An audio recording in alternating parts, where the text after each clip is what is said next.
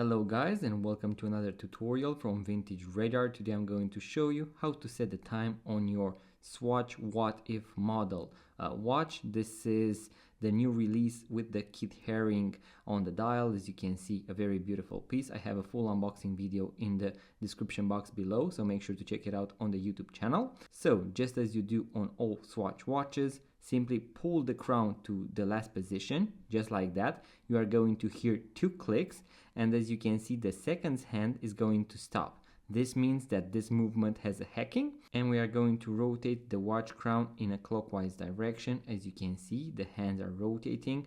Always try to rotate the watch hands in a clockwise direction with mechanical watches especially. And once you have set the time, simply push the crown all the way back in.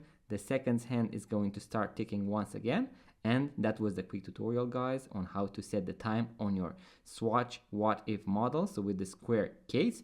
Now, if you enjoy this type of content, guys, make sure to give it a thumbs up, subscribe to this YouTube channel, and if you want to watch other related watch videos, make sure to subscribe, and I'm going to see you guys on the next video.